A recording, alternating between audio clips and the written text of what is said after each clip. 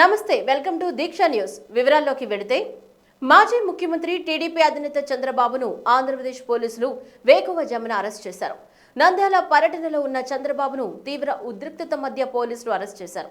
Skill development కేసులో ఆయన్ని అదుపులోకి తీసుకున్నట్లు తెలుస్తుంది. బాబు ష్యూరిటీ భవిష్యత్తుకు గ్యారంటీ పేరుతో నిర్వహిస్తున్న కార్యక్రమంలో భాగంగా ఆయన ప్రస్తుతం కర్నూలు, నంద్యాల జిల్లాలో పర్యటిస్తున్నారు. శుక్రవారం నంద్యాలలో పలు కార్యక్రమాల్లో పాల్గొన్నారు. మహిళా శక్తి పథకాలను వివరించేందుకు మహిళలతో మాట్లాడారు. సాయంత్రానికి బహిరంగ సభలో ప్రసంగించారు. అనంతరం చంద్రబాబు స్థానికంగా ఉండే ఓ ఫంక్షన్ హాల్లో రెస్ట్ తీసుకుంటున్నారు. ఈ నేపథ్యంలో ఎలాంటి ఆధారాలు లేని స్కిల్ డెవలప్మెంట్ కేసులో టీడీపీ అధినేత మాజీ ముఖ్యమంత్రి చంద్రబాబు నాయుడును సిఐడి అధికారులు అదుపులోకి తీసుకున్నారు. దీనిలో భాగంగా చంద్రబాబుపై పలు సెక్షన్ల కింద కేసు నమోదు చేశారు. వాటిలో 109 prevention of corruption act, 120B కుట్ర, 166, 167 criminal nature, 418, 420 cheating, 465 forgery, 468 fabricated documents తయారీ, 471 అబద్ధాలను నిజం చేయటం, 409 నమ్మక ద్రోహం ఉన్నాయి. మరోవైపు ఈ అరెస్టుపై టీడీపీ లీగల్ సెల్ న్యాయ పోరాటానికి సిద్ధమైంది. న్యాయస్థానంలో సిఐడి రిమాండ్ను ఛాలెంజ్ చేయాలని నిర్ణయించింది.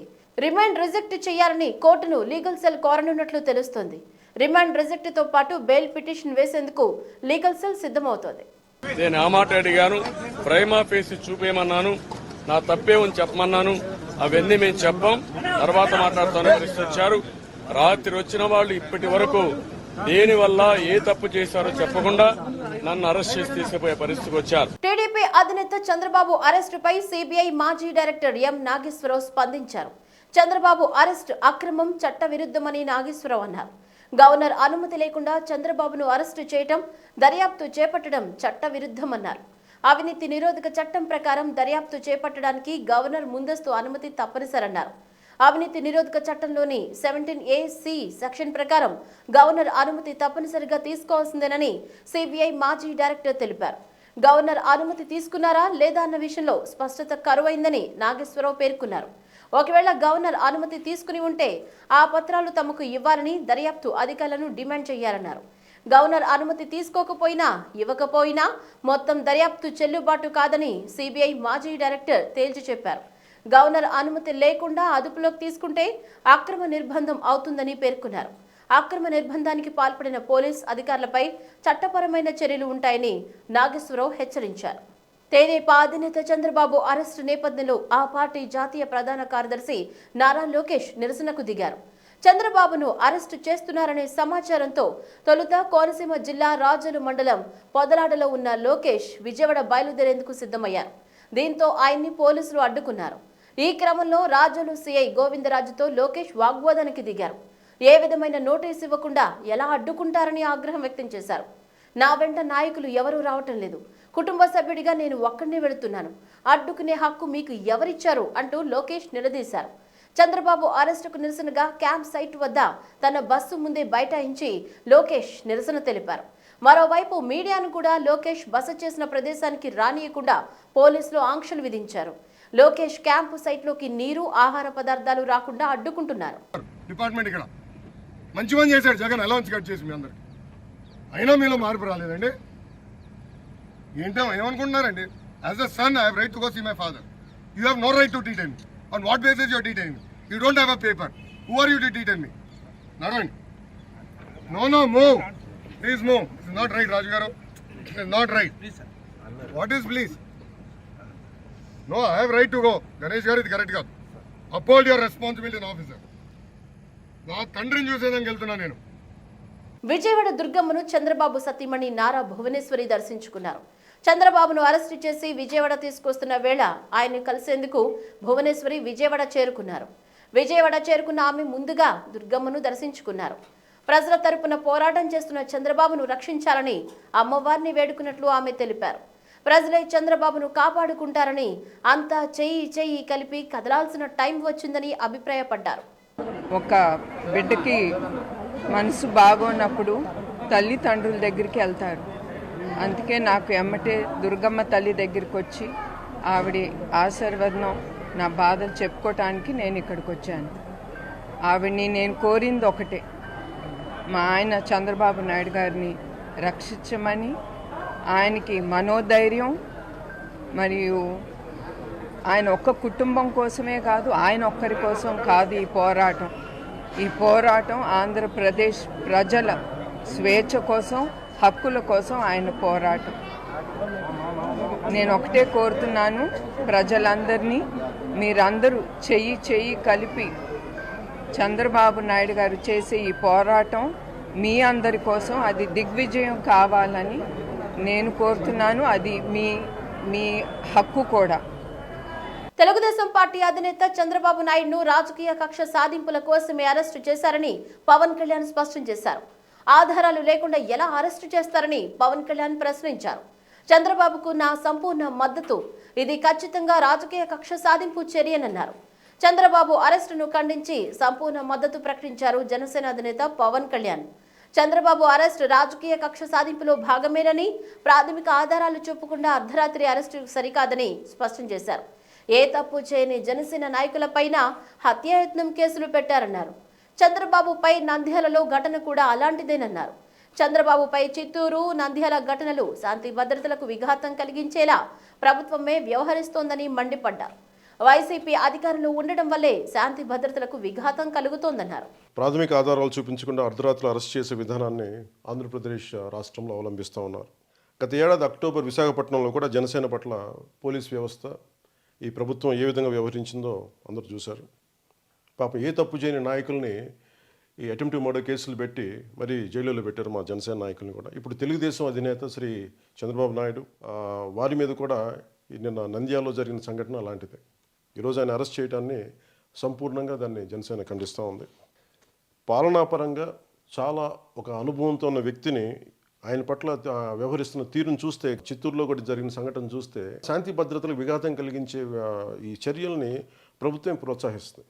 మరి అలా చేసేవాళ్ళు ఈ రోజున వాళ్ళ నాయకులు ఈ రోజున ప్రెస్ మీట్ ఏదో చూస్తూ ఉంటే, అంటే శాంతి భద్రతలకి ఎలాంటి విఘాతం కలిగించిన వారి వైసీపీ పార్టీ, పోలీసులు, ప్రభుత్వం సంసిద్ధంగా ఉన్నాయని ఆయన చెప్తా ఉన్నారు.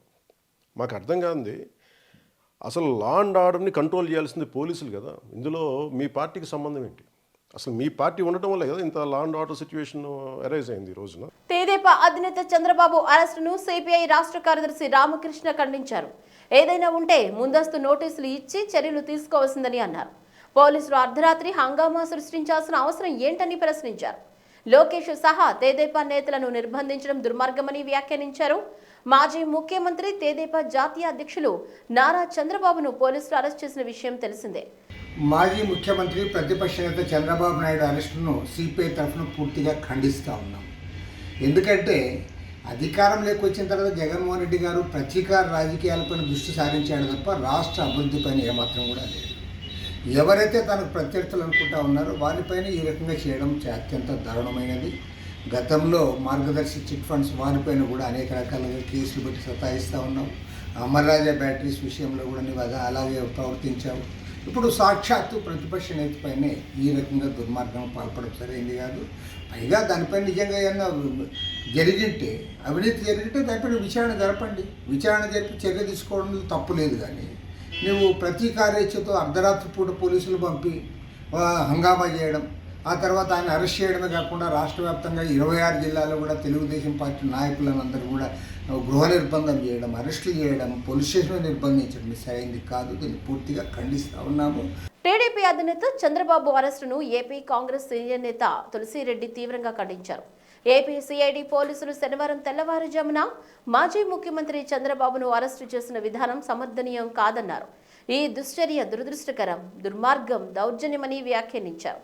ముఖ్యమంత్రి జగన్ రాజకీయ కక్ష సాధింపునకు ఇది పరాకాష్ట అని తెలిపారు. ఇది రాజ్యహింస అన్నారు. ఈ దుశ్చర్యను కాంగ్రెస్ పార్టీ ఖండిస్తోందని చెప్పారు. రాహుల్ గాంధీ విషయంలో కానీ, మణిపూర్ విషయంలో కానీ కేంద్రంలోని మోదీ ప్రభుత్వం అవలంబించిన విధానాన్ని చంద్రబాబు కానీ టీడీపీ నాయకులు ఖండించకపోయినప్పటికీ చంద్రబాబు విషయంలో జగన్ ప్రభుత్వం అవలంబించిన విధానాన్ని కాంగ్రెస్ పార్టీ ఖండిస్తోందని తులసిరెడ్డి వ్యాఖ్యానించారు. ఆంధ్రప్రదేశ్ మాజీ ముఖ్యమంత్రి, ప్రస్తుతం ప్రతిపక్ష నాయకుడు, తెలుగుదేశం పార్టీ అధ్యక్షుడైన శ్రీ నారా చంద్రబాబు నాయుడు గారిని శనివారం తెల్లవారుజామున ఆంధ్రప్రదేశ్ సిబిసిఐడి పోలీసులు అరెస్టు చేసిన విధానం ఏమాత్రం సమంజసంగా లేదు, ఏమాత్రం సమర్థనీయంగా లేదు. ఇది దురదృష్టకరం, అన్యాయం, అక్రమం, దుర్మార్గం, దౌర్జన్యం. జగన్మోహన్ రెడ్డి గారి రాజకీయ కక్షకు ఇది పరాకాష్ట. ఇది ఖచ్చితంగా రాజ్యహింస. ఈ యొక్క విధానాన్ని, ఈ దుశ్చర్యను కాంగ్రెస్ పార్టీ తీవ్రంగా ఖండిస్తోంది. రాహుల్ గాంధీ గారి విషయంలో కానీ, మణిపూర్ సంఘటనల విషయంలో కానీ, నరేంద్ర మోడీ గారి నాయకత్వంలోని కేంద్ర ప్రభుత్వం అవలంబించినటువంటి విధానాన్ని చంద్రబాబు నాయుడు గారు కానీ, తెలుగుదేశం పార్టీ నాయకులు కానీ కనీసం ఖండించకపోయినప్పటికీ చంద్రబాబు నాయుడు గారి అరెస్టు విషయంలో జగన్ ప్రభుత్వం అవలంబించిన విధానాన్ని కాంగ్రెస్ పార్టీ తీవ్రంగా ఖండిస్తోంది. తెదేపా అధినేత చంద్రబాబు అరెస్టును ఆ పార్టీ నేత కన్నా లక్ష్మీనారాయణ తీవ్రంగా ఖండించారు. ఒక పథకం ప్రకారం చంద్రబాబును అరెస్టు చేశారని పేర్కొన్నారు. అక్రమ కేసులు పెట్టి అరెస్టు చేశారని ఆరోపించారు. ప్రతిపక్ష నేతను అరెస్టు చేసి జగన్ పైశాచిక ఆనందం పొందుతున్నారని మండిపడ్డారు.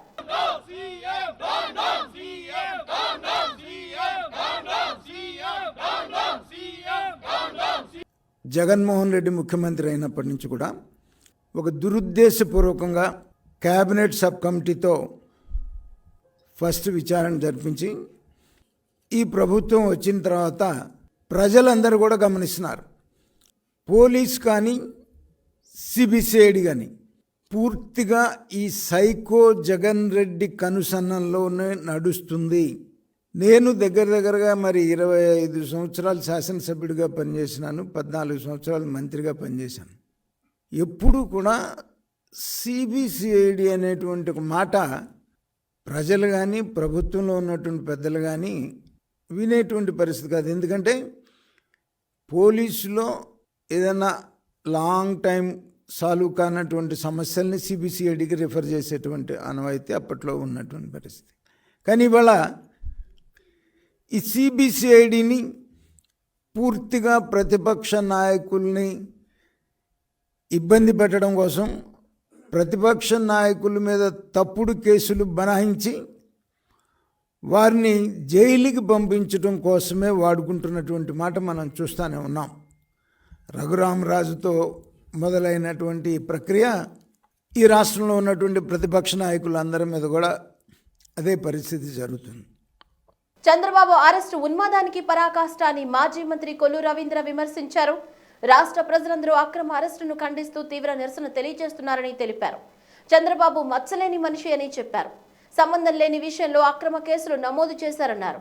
న్యాయం కోసం పోరాటం చేస్తామని, నీతి నిజాయితీతో చంద్రబాబు బయటకు వస్తారని పేర్కొన్నారు.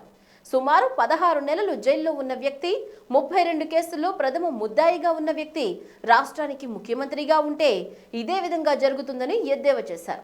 చంద్రబాబు నాయుడు గారి అక్రమ అరెస్టును రాష్ట్ర వ్యాప్తంగా ప్రజలందరూ కూడా తీవ్ర దిగ్భ్రాంతిని వ్యక్తం చేస్తూ ఉన్నారు. తీవ్రమైనటువంటి నిరసనను తెలియజేస్తూ ఉన్నారు. ఇది జగన్మోహన్ రెడ్డి ఉన్మాదానికి ఇది ఒక పరాకాష్ట. దాదాపు 40 సంవత్సరాల రాజకీయ జీవిత చరిత్రలో ఈనాడు మచ్చలేని మనిషిగా ఉన్నటువంటి చంద్రబాబు నాయుడు గారి మీద అసత్యపు ఆరోపణలు చేసి, సంబంధం లేనటువంటి ఏదో స్కిల్ డెవలప్మెంట్లో అవినీతి జరిగిపోయిందని చెప్పి మరి ఈరోజు ఎఫ్ఐఆర్లో పేరు లేనటువంటి వ్యక్తిని ఈరోజు తీసుకొచ్చి అరెస్ట్ చేస్తూ ఉన్నారంటే ఇది ఒక ఉన్మాద చర్యగా మేము భావిస్తాను. ఒక ఉద్దేశపూర్వకంగా ఇలాంటి దుశ్చర్యకు పాల్పడుతూ ఉన్నారు. ఆంధ్రప్రదేశ్లో ఎమర్జెన్సీని మించిన పరిస్థితులు ఉన్నాయని మాజీ మంత్రి ప్రత్తిపాటి పుల్లారావు అన్నారు. చిలకలూరిపేటలో ఆయన మీడియాతో మాట్లాడారు. చంద్రబాబు అరెస్టుతో జగన్ అన్ని హద్దులు దాటేశారని మండిపడ్డారు. నిరంకుశత్వం మితిమీరినప్పుడు తిరుగుబాటు అనివార్యమవుతుందన్నారు. జగన్ నిరంకుశ చర్యకు ప్రజాకోర్టులో మూల్యం చెల్లించుకోక తప్పదని హెచ్చరించారు. ప్రజాస్వామ్యంలో రాత్రి జరిగినటువంటి పరిణామాలు ప్రజాస్వామ్యానికి మాయని మచ్చ, ఒక చీకటి రోజు ఇది. అత్యవసర పరిస్థితులను మించిన పరిస్థితులు ఈరోజు ఆంధ్రప్రదేశ్లో ఏర్పడ్డాయి. చంద్రబాబు గారి అక్రమ అరెస్ట్ అనేటువంటిది ఒక చీకటి అధ్యాయం. ఈరోజు ఏ తప్పు చేయకుండా 4 దశాబ్దాలు నిజాయితీగా రాజకీయాల్లో ఉన్నటువంటి నిజాయితీపరుడు చంద్రబాబు గారు. 4 దశాబ్దాలు పూర్తయింది. ఇంతవరకు ఏ ఒక్క ఎలిగేషన్, ఏ ఒక్క ఆరోపణ ఎక్కడ ప్రూవ్ చేయలేకపోయారు. అటువంటి నిజాయితీ కలిగినటువంటి నాయకుడిని అర్ధరాత్రి Z+ కేటగిరీలో ఉన్నటువంటి చంద్రబాబు గారిని అర్ధరాత్రి పోయి అరెస్టు చేయటం అక్రమం, అప్రజాస్వామికం. ప్రజాస్వామ్యంలో ఇటువంటి సంఘటనలు ప్రజాస్వామ్యానికే ప్రమాదం. చంద్రబాబు అక్రమ అరెస్టు ప్రజాస్వామ్యానికి చీకటి రోజని ఎమ్మెల్సీ పంచుమర్తి అనురాధ మండిపడ్డారు. రాజకీయ కుట్రతో అరెస్టు చేసి పైశాచిక ఆనందం పొందుతున్నారన్నారు. చంద్రబాబు అరెస్టుతో వైకాపాకు కాలం చెల్లిందన్నారు. స్కిల్ డెవలప్మెంట్ లో అవినీతి జరిగిందన్నది వైకాపా అబద్ధపు ప్రచారం మాత్రమేనన్నారు. వచ్చే ఎన్నికల్లో 175కు 175 సీట్లను తెదేపా గెలవబోతుందని స్పష్టం చేశారు. కారణం లేకుండా కేవలం రాజకీయంగా పైశాచిక ఆనందం పొందటం కోసమే ఈరోజు నారా చంద్రబాబు నాయుడు గారిని అరెస్టు చేసేస్తున్నాము అని చెప్పి ప్రగల్భాలు పలుకుతూ ఉన్న ఈ వైసీపీ పార్టీకి కాలం చెల్లిపోయింది. మీరు స్కిల్ డెవలప్మెంట్ కార్పొరేషన్లో 1000 కోట్లు అవినీతి జరిగిందని చెప్పి నేను మాట్లాడుతూ ఉన్నాను. ఇది 2015లోనే ఈ స్కిల్ డెవలప్మెంట్ కార్పొరేషన్ మరి డిజైన్ టెక్ అదేవిధంగా సిమెన్స్ ఇండియా ప్రైవేట్ లిమిటెడ్ ఏజెన్సీలతో కలిసి 8 రాష్ట్రాల్లో ఈ స్కిల్ డెవలప్మెంట్ కార్పొరేషన్ని స్థాపించి అనేక మందికి మరి స్కిల్ డెవలప్మెంట్స్ నేర్పించి ఉద్యోగ అవకాశాలు కల్పిస్తున్నారుగా. మీ చేత్తో మీరే ఈ ఏవైతే ఏజెన్సీలు ఇందులో ఉన్నాయో ఆ ఏజెన్సీలన్నిటిని కూడా సంక్రాంతి పండగ నాడు ఇంటల్లుండి పొగిడినట్టు పొగిడి ఇదే వైఎస్ జగన్మోహన్ రెడ్డి గారు మీరు బ్రహ్మాండంగా చేస్తున్నారని చెప్పి లెటర్లు ఇచ్చారుగా. చంద్రబాబు అక్రమ అరెస్టును నిరసిస్తూ మాజీ మంత్రి పరిటాల సునీత సత్యసాయి జిల్లా సీకేపల్లి మండలం ఎన్ఎస్ గేట్ ప్రధాన కూడలిలో రహదారిపై బైఠాయించి నిరసన వ్యక్తం చేశారు. చుట్టుపక్కల గ్రామాల నుంచి పెద్ద ఎత్తున తెదేపా నాయకులు తరలివచ్చి ఆందోళన చేశారు. సీఎం జగన్ లండన్కి వెళ్లి అక్కడి నుంచే చంద్రబాబు అరెస్టుకు స్క్రిప్ట్ నిర్దేశించారని విమర్శించారు. అనంతరం పోలీసులు పరిటాల సునీతను బలవంతంగా తమ వాహనంలోకి ఎక్కించి ధర్మవరం వైపు తీసుకెళ్తుండగా తెదేపా శ్రేణులు వాహనాన్ని అడ్డగించాయి. పోలీసులు వారిని పక్కకు తప్పించి ముందుకు కదిలారు. ఆంధ్రప్రదేశ్ సిఐడి అధికారులు త్వరలో నారా లోకేష్ ను కూడా అరెస్టు చేసే అవకాశం ఉందని ప్రచారం ఉధృతంగా జరుగుతోంది.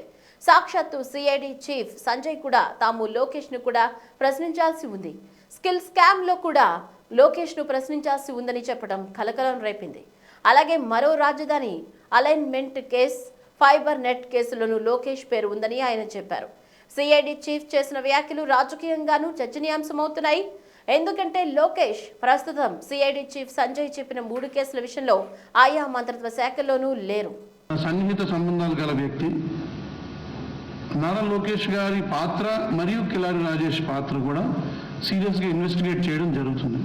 ఈ మనీ సైఫనింగ్ చేయడంలో ప్రభుత్వ సొమ్ముని ప్రైవేట్ ఖాతాల్లోకి వేసుకొని ప్రైవేట్ ఖాతాల నుంచి తిరిగి పార్టీ అధిపతులుగా ఉన్న శ్రీ చంద్రబాబు నాయుడు గారు అలాగే శ్రీ నారా లోకేష్ గారు వారి యొక్క ఖాతాల్లోకి వెళ్ళటం అనే ఏదైతే సైఫనింగ్ జరిగిందో ఈ యొక్క మనీ ట్రాన్స్ఫర్స్ అన్నిటినీ పూర్తిగా ఇన్వెస్టిగేట్ చేయడం జరుగుతుంది. రాష్ట్రంలో జరిగిన పరిణామాలు అన్ని ప్రజల దృష్టిలో ఉన్నాయని, స్కిల్ డెవలప్మెంట్ స్కామ్ లో చంద్రబాబు అరెస్ట్ అయ్యారని మంత్రి పెద్దిరెడ్డి రామచంద్రారెడ్డి అన్నారు.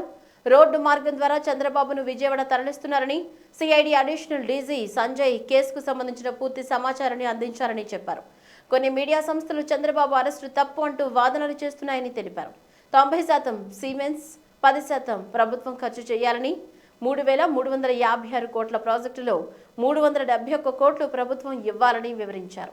ఏ కారణం లేకుండా ఒక కంపెనీ ప్రభుత్వం తరపున 3,000 కోట్లు ఎందుకు ఖర్చు చేస్తుందని ప్రశ్నించారు. అలాగే ఇప్పటికీ కేంద్ర ప్రభుత్వ ఏజెన్సీలు ఈడీ అరెస్టులు చేశాయన్నారు. సిమెన్స్, డిజిటెక్, స్కిల్లర్ కంపెనీల ప్రతినిధులను ఇప్పటికే ఈ కేసులో అరెస్టు చేశారని స్పష్టం చేశారు. వారంతా ఈ కుట్రలో పాత్రధారులు అని, సిమెన్స్ కంపెనీ ₹1 కూడా ఖర్చు చేయలేదని చెప్పుకొచ్చారు. చంద్రబాబు నాయుడు ఏదైతే స్కిల్ డెవలప్మెంట్ స్కామ్లో ఉదయం అరెస్ట్ అయ్యారో వారిని ఓర్వకల్ నుంచి విజయవాడ ఏసీపీ కోర్టుకు బై రోడ్ తీసుకొస్తూ ఉన్నారు. Additional DG CID mister Sanjay గారు ప్రెస్ కాన్ఫరెన్స్లో ఈ విషయాలన్నీ కూడా చెప్పడం జరిగింది.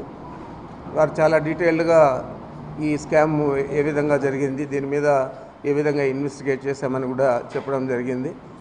అయినా కూడా మీడియాలో చంద్రబాబు నాయుడికి ప్రముఖంగా ప్రచారం చేస్తూ చాలా తప్పు అతన్ని అరెస్ట్ చేయడం అని చెప్పి మరి వాదించడం అనేది సబబుగా లేదు. మరి వారు దాదాపు టీడీపీ అధినేత చంద్రబాబు వాస్తవానికి ఎప్పుడూ అరెస్టు కావాల్సిన వ్యక్తి అని మంత్రి జోగి రమేష్ అన్నారు. కానీ ఇప్పటికీ ఆయన చేసిన పాపాలు పండి అరెస్ట్ అయ్యారని చెప్పుకొచ్చారు. స్కిల్ డెవలప్మెంట్ కుంభకోణంలో ప్రధాన కారకుడిగా ఉన్న చంద్రబాబు నాయుడు అరెస్టులో ఏమాత్రం తప్పు లేదని పేర్కొన్నారు. మొత్తం 371 కోట్ల రూపాయల ప్రజల సొమ్మును చంద్రబాబు అప్పనంగా మింగేశారని ఆరోపించారు. సిమెన్స్ అనే కంపెనీలో 3,000 కోట్ల రూపాయలు పెట్టుబడి పెడతానని చెప్పి హవాలా మార్గం ద్వారా డబ్బులు కొట్టేశారని అన్నారు. దొడ్డిదారణ కోట్ల రూపాయలను తన ఖాతాలో వేసుకున్న చంద్రబాబు నాయుడు ఎట్టకేలకు ఈరోజు అరెస్ట్ అవ్వడం సంతోషమని వ్యాఖ్యానించారు. చంద్రబాబు నాయుడు అరెస్ట్ ఈ రాష్ట్రానికి శుభ పరిణామం అంటూ చెప్పుకొచ్చారు. 1,000 కోట్ల ప్రజల సొమ్ము దోచుకున్న చంద్రబాబు నాయుడు అరెస్ట్ రాష్ట్ర ప్రజలకు ఎంతో మేలు చేకూర్చే విషయం అంటూ విమర్శించారు.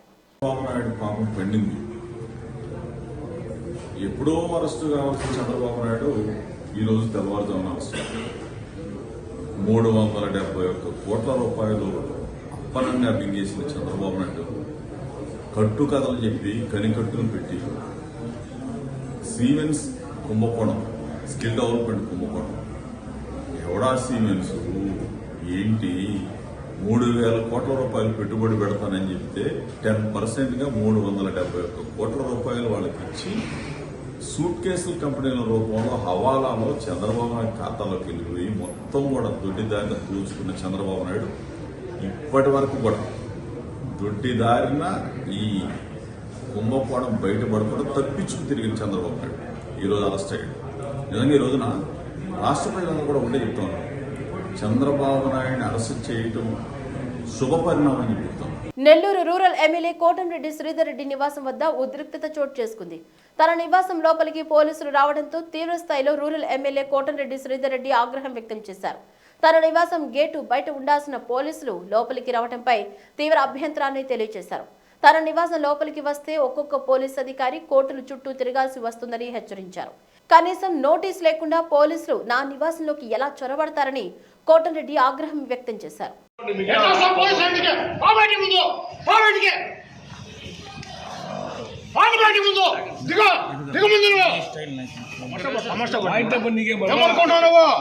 కోర్టు జరుగుతావా?